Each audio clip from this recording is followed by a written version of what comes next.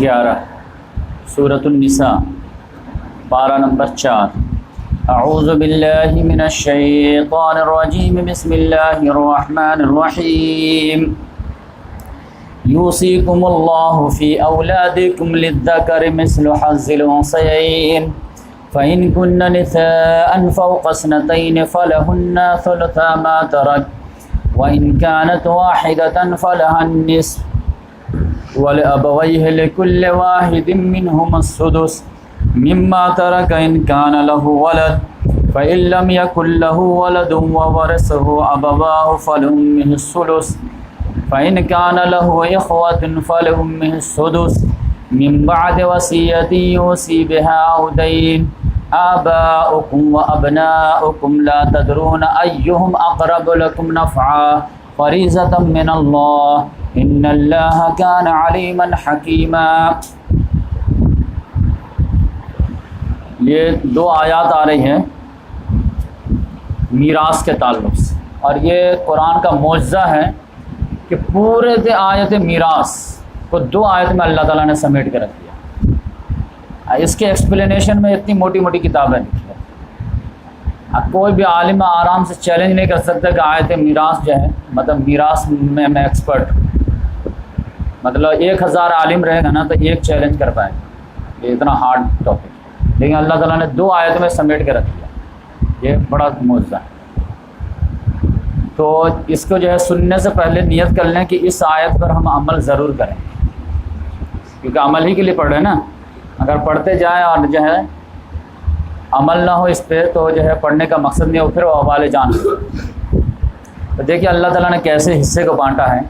یوصیکم اللہ فی اولادکم، اللہ تبارک و تعالیٰ تم لوگوں کو نصیحت کرتا ہے فی اولادکم، اولاد کے تعلق سے، کہ للذکر مثل حظ الانثیین، لڑکے کو 2 لڑکیوں کے برابر حصہ ملے گا، 2 لڑکی کو جتنا ملے گا اتنا ایک لڑکے کو ملے گا، تو بیٹے کا معاملہ سالو ہو۔ فَإِن كُنَّ نِسَاءً فَوْقَ اثْنَتَيْنِ، لیکن اگر لڑکا نہیں ہے اور لڑکی ہی لڑکی ہے تب کیا معاملہ ہو؟ تو فَإِن كُنَّ نِسَاءً، اگر وہ بیٹیاں ہی بیٹیاں ہیں، فوق اثنتین لیکن 2 سے زیادہ ہیں، تو فَلَهُنَّ ثُلُثَا مَا تَرَكَ، تو ان بیٹیوں کو 2/3 حصہ ملے گا جو باپ نے چھوڑا ہے، یعنی 6 روپیہ میں سے 4 روپیہ میں۔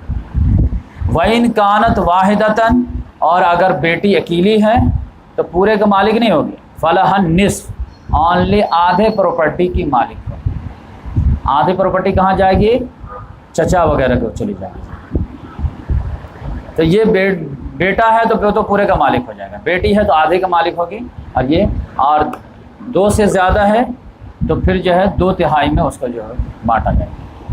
تو بیٹے یا بیٹی کا ہو گیا، اولاد کا ہو گیا۔ اب ماں باپ کو وَلِأَبَوَيْهِ لِكُلِّ وَاحِدٍ مِّنْهُمُ السُّدُسُ مِمَّا تَرَكَ إِن كَانَ لَهُ وَلَدٌ، والدین میں سے ہر ایک کے لیے 6واں حصہ ہوگا جو کچھ بھی اس نے چھوڑا ہے، اگر میت کو اولاد ہے تو۔ میت ہے اور وہ جو ہے 40 سال کا بیٹا ہے، وہ مر گیا ہے، اور جو ہے 65-70 سال کا باپ ہے، ماں ہے، زندہ ہے، تو ماں باپ کو کتنا ملے گا؟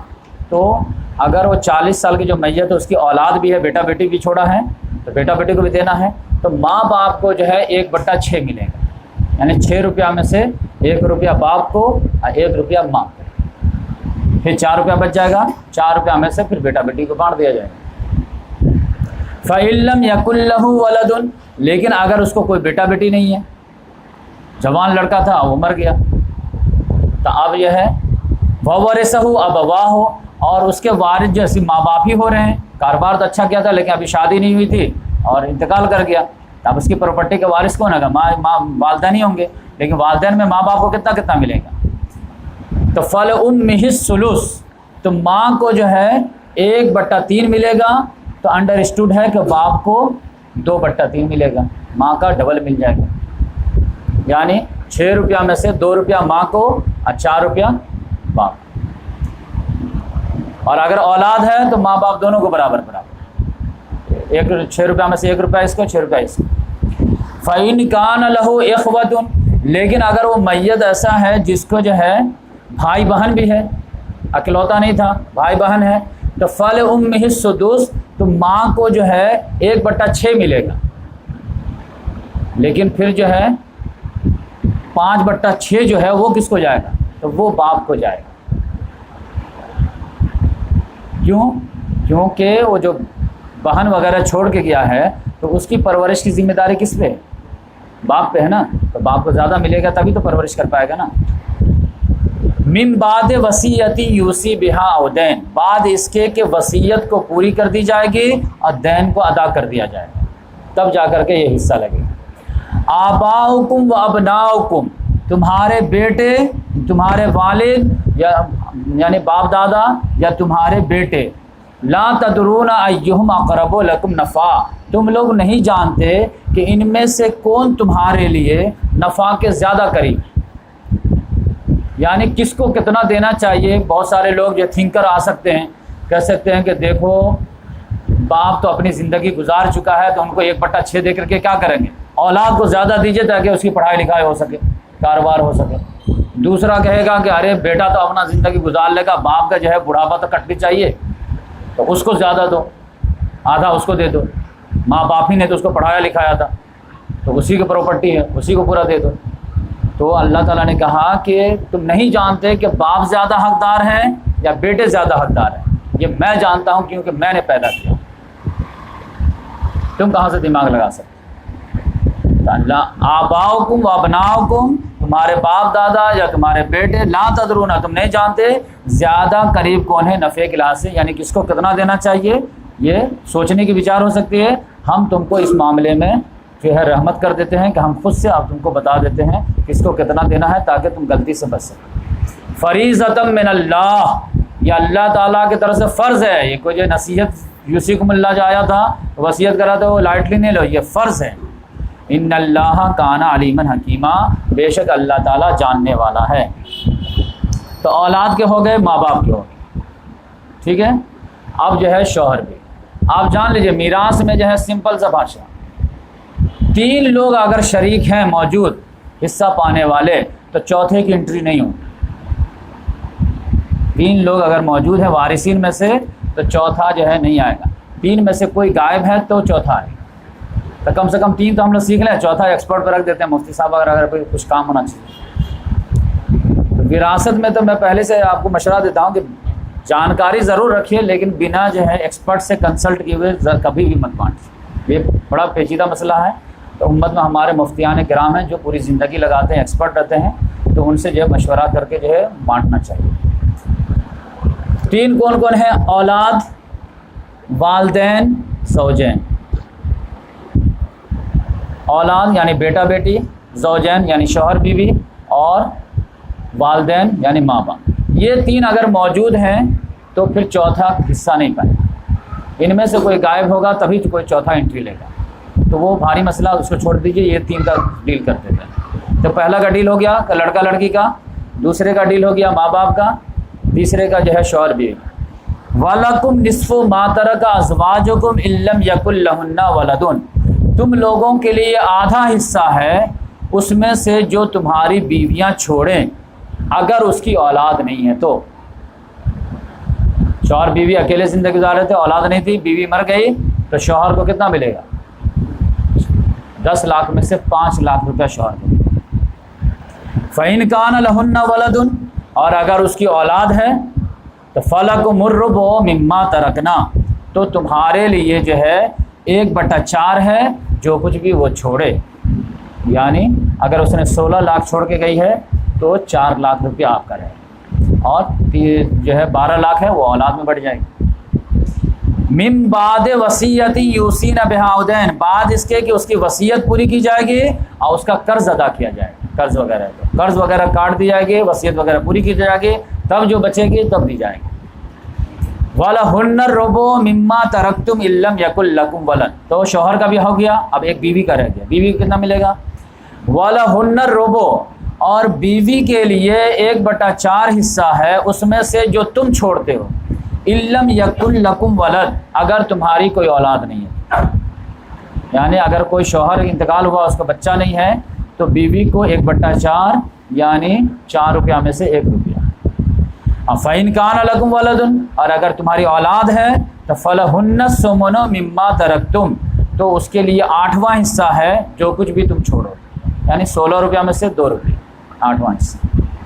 من بعد وصیت توصون بہا او دین، بعد اس کے کہ تو جو وصیت کیا ہے اس کو پوری کی جائے گی اور جو دین ہے اس کو ادا کیا جائے گا۔ تو یہ تینوں کا ہو گیا، اولاد کا ہو گیا، والدین کا ہو گیا، زوجین کا ہو گیا۔ شوہر کو 2 میں سے 1 ہوگا، یا تو آدھا ملے گا یا 1/4 ملے گا۔ جب اولاد نہیں ہے بیوی کو تو آدھا ملے گا، اولاد ہے تو 1/4 ملے گا۔ بیوی کو اگر شوہر کو اولاد ہے تو 1/8 ملے گا، اولاد نہیں ہے تو 1/4 ملے گا، یعنی شوہر کو بیوی سے ڈبل ملے گا۔ اب ایک مسئلہ ہے کہ کوئی آدمی ہے جس کا کوئی نہیں، نہ آگے نہ پیچھے، آگے پیچھے مطلب نہ اوپر کوئی ہے نہ نیچے کوئی ہے، نہ ماں باپ میں سے کوئی ہے نہ بیٹا بیٹی میں سے کوئی ہے۔ اس کو بولتے ہیں شریعت کی اصطلاح میں کلالہ۔ یہ آدمی کلالہ ہے جس کا آگے پیچھے کوئی نہیں، تو اس کے بارے میں کیا ہو؟ وَإِنْ كَانَ رَجُلٌ يُورَثُ كَلَالَةً أَوْ امْرَأَةٌ وَلَهُ أَخٌ أَوْ أُخْتٌ، اگر وہ آدمی ہو جس کا وارث بنا جا رہا ہے وہ کلالہ ہو، چاہے وہ مرد ہو یا عورت ہو، وَلَهُ أَخٌ أَوْ أُخْتٌ، لیکن اس کے لیے بھائی ہے یا بہن ہے، تو فَلِكُلِّ وَاحِدٍ مِّنْهُمُ السُّدُسُ، تو ان میں سے ہر ایک بھائی بہن کو کتنا ملے گا؟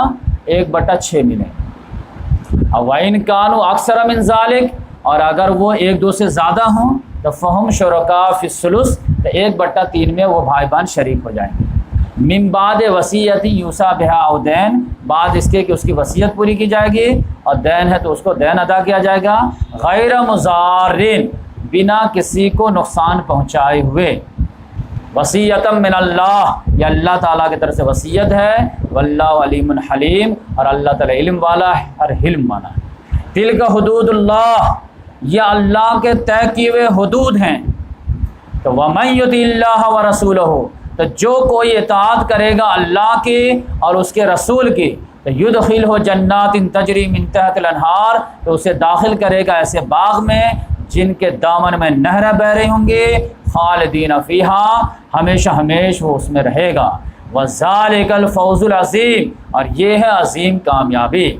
لیکن ومن یعص اللہ ورسولہ، جو کوئی اللہ اور اس کے رسول کی نافرمانی کرے گا، ویتعدی حدودہ، اور اس کے حدود کو کراس کرے گا، یدخلہ نارا خالدا فیہا، وہ داخل کرے گا اسے آگ میں جس میں اسے ہمیشہ جلنا پڑے گا، وَلَهُ عذاب مہین، اور اس کے لیے رسوا کر دینے والا عذاب۔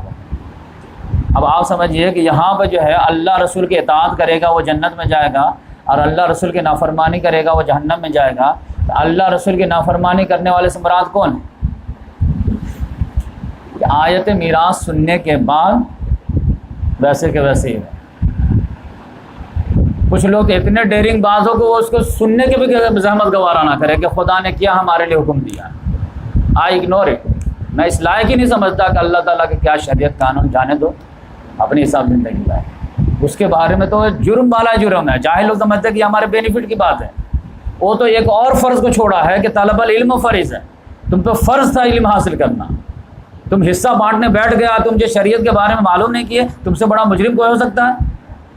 حصہ بانٹے ہوگا تو کوئی نہ کوئی قاعدہ قانون کے تحت بانٹے ہوگے نا، کیا کہاں سے لائے قاعدہ قانون؟ کہیں سے بھی لائے ہو تو اللہ کے قاعدہ قانون کو بالائے طاق رکھ کے لائے ہو نا تم، چاہے سماج کے لے کر کے آئے ہو یا ملک کا لے کر کے آئے ہو، کہیں کا بھی تو لائے ہو نا۔ تو خدا کے قانون کو تو تم پڑھنے کی زحمت ہی گوارا نہیں کی، اس لائق ہی نہ سمجھے کہ ان کو بھی جو ہے تھوڑا جھانک کے دیکھا جائے، تو اس سے بڑا جرم ہو سکتا ہے کوئی؟ جاہل تم پیدا ہوئے تھے، اس میں تمہارا کوئی چوائس نہیں تھا، جاہل مرے کیوں تم؟ بل گیٹس کہتا ہے نا کہ غریب پیدا ہونا جو ہے کوئی جرم نہیں، لیکن غریب مرنا جرم۔ میں کہتا ہوں جاہل پیدا ہونا کوئی جرم نہیں، لیکن جاہل مرنا جرم۔ طلب العلم فریضہ علی کل مسلم۔ کیسے تم جاہل بن گئے؟ تم کو 60 سال کی زندگی دیا پھر بھی جاہل لگے؟ تم تو اڑتی پڑتے خالی سنتے رہتے، مولانا کے ساتھ دوستی کر لیتے تب بھی تم عالم ہو جاتے۔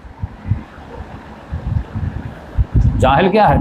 علم کیا ہے؟ نالج لینا، چلتے چلتے آپ لے سکتے ہیں، مسئلہ پوچھتے پوچھتے جو ہے عالم بن سکتے ہیں۔